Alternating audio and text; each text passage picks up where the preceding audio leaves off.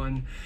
On the day of 420, will the Rays have red eyes or be ready for victory? Thank you very much for tuning in to this special Rays versus Reds pregame prep, if you will, preview as we get ready for a 3-game set where the Tampa Bay Rays, my team, are playing the Cincinnati Reds, hosting them for a change. The last 15 games of the 20 some odd games have been on the road, so it's nice to have a 6-game road set where the Rays will be taking on the Reds first for a 3-game set, and then the Minnesota Twins. So when we talk about this series, really what it's going to come down to is, will the Rays bullpen come through when they need them? That is definitely a common question. If you look up and down the bullpen, especially over the last 7 days, pretty much since the beginning of the season, there's no one that really strikes fear in the heart of many players. Many guys are licking their chops and getting ready and trying to withstand the Rays starting pitching to get into said bullpen. A lot of the guys, there's different reasons for the digression for many of the bullpen arms. There are injuries on the Rays side. Of course, we're missing Wilson, who's out for 60 days. We're missing Clevenger, who is, I believe, just starting a rehab assignment, the lefty with a good arm slot. Uceta was shut down. He was in a rehab, and he has been shut down. Manuel Ramirez for the Rays also was part of that vision of the bullpen, and he is recovering from elbow surgery, and he could be back around September, if at all. So a lot of the guys that we have playing, if you think about it, those would be part of our quote-unquote A squad or B squad. A lot of the guys, so that would mean 4 guys that are currently in the Rays bullpen were not in the plans. So not to make excuses, you work with what they have, especially if you're a Rays fan. This is common. I mean, no one knew what we had with Edwin Uceta. He was a journeyman. No one knew what we had with Clevenger. And they were able to put those guys together and really make them into something sharp. So maybe the work's cut out for the Rays staff. Who knows? It's still early on. I still have some optimism, but the optimism is being chipped away slowly but surely, especially as I dig into deeper numbers, especially with someone like Griffin Jax, which just about every pitch he has is getting slugged and slugged hard pretty much. But let's go ahead and go over the 3-game set with the Cincinnati Reds. Cincinnati Reds, what do we know about them? They have a team collective. They are pretty much last in batting average, last in on-base percentage, or in the bottom 2 of the league in both those respective categories. But 3 guys are doing very well.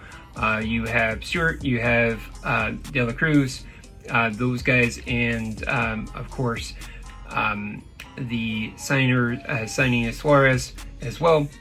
Those 3 guys are really the best 3 that they have, similar to what the Rays have in terms of if he can withstand Diaz, if he can withstand Simpson, if he can withstand a lot of those guys. Fortes has been doing well in his own right.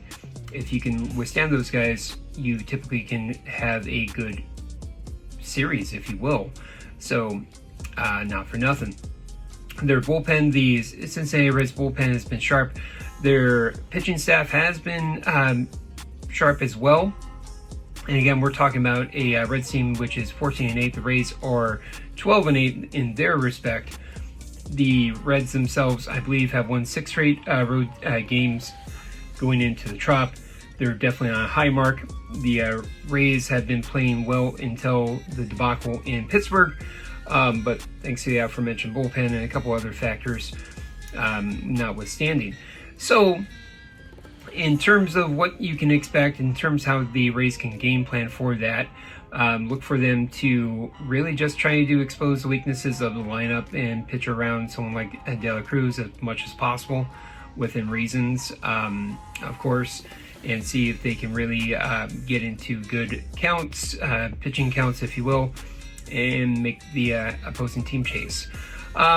In terms of the pitchers that the Rays will face, not a bad lot. No Nick Lodolo, no Hunter Green. Both those gentlemen are injured. So look for game one. The first game will be Rhett Lauder. Rhett Lauder, he has a pretty nice fastball. I like a lot about him, but if he throws anything other than his fastball, he tends to get a little bit wild. So look for that. Maybe if there is a hitting count and he throws changeup, maybe someone like a Yandy Diaz, who is great opposite field hitting, to take the other way. And now opposing Mr. Lauder will be Jesse Schultzen. Jesse Schultzen, who has been coming off a bit of a hot streak. Jesse Schultzen really doesn't have a major pedigree, to say the least, but he's making the most of this opportunity. 2 strong performances, and he continues to build on that. So hopefully we have a diamond in the rough with Mr. Schultzen, especially with the absence of Joe Boyle, whom we were banking on. A lot of positives on that. But so best of luck to you, Mr. Schultzen. Go get it. The other matchup, so on the 21st, April 21st, you're looking at Chase Burns versus Steven Matz. Burns is a sharp righty that I like a lot, but again, his fastball command is great. No typical issues or no concerns there if I was a Reds fan, but any of his secondary pitches, it seems that he has less control on that. So look for the Rays to try to take, again, advantage of. And then game 3, which will be the early game, the 1:10 game, Eastern daytime, if you will, EDT. You're going to have Brandon Williamson, the lefty, the lone lefty, versus Nick Martinez. Now, the Rays historically have not done well against left-hand hitters. Brandon Williamson has like 6 pitches. So look for this and that, a little bit of the kitchen sink be thrown at the right-handed hitters that are put into the lineup. So best of luck to everybody. Opposing Mr. Williamson will be Nick Martinez.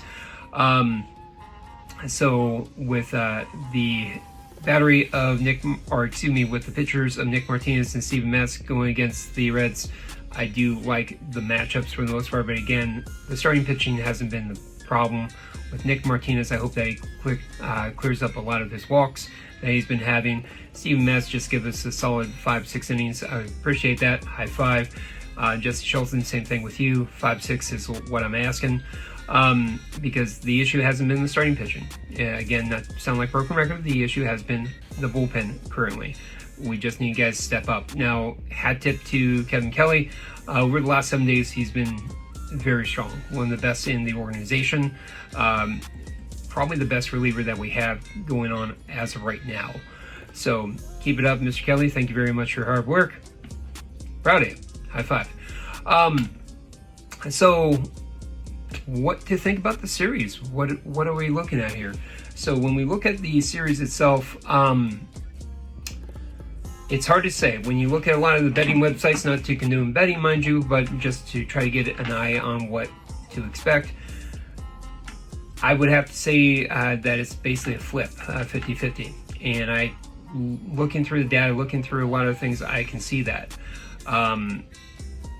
Even as how bad the bullpen has been for the Rays, the Reds aren't going to lie down, even though they are doing bad pretty much everybody but 3 in their lineup, but it's not to say that they can't get hot. So gut reaction, 2 of 3 is what I'm thinking. Realistically, do I think the Rays could sweep? They could, especially if the starting pitching can shut down the big 3 aforementioned. But if the Rays have struggles, if their pitchers don't go deep, if there's control issues, as been the issue the last couple games with Rasmussen as well as Nick Martinez, and the bullpen gets exposed, which, by the way, they're running on gas and fumes and prayers right now. The bullpen has been heavily relied upon the last few games, and there is no break as of right now until I believe Thursday. yes, they have the 23rd of April off, so they do have a slight break there. So hopefully guys can get some rest there and maybe reinforcements depending on who might be showing up and showing out. So that's my take on the Rays versus Reds series. So again, as of right now, it's a coin flip, but I'm going to optimistically lean towards 2 out of 3 for the Rays. Probably the toughest game, in my opinion, will be Chase, probably Red Lauder versus Schulten. I like Steven Metz. I like what he's doing. The Chase Burns matchup, it kind of makes me wonder. I do think that we got a really good shot with Williamson, provided that, again, Nick Martinez handles his business. But let us know down below what you think. Am I up to lunch? Do you think I'm discounting a couple of things for the Reds? And do you think I'm overblowing things for the Rays? I would love to hear from you. If you're following this and if you're a Reds fan, we would love to have you join us here at Baseball Banter Broadcast, because I would love nothing more than to have a Reds correspondent to talk about the Reds, and we could have a great dialogue. But tune in here at Baseball Banter Broadcast for more wonderful content. Do remember to hit that like and subscribe button, and as always, go Rays.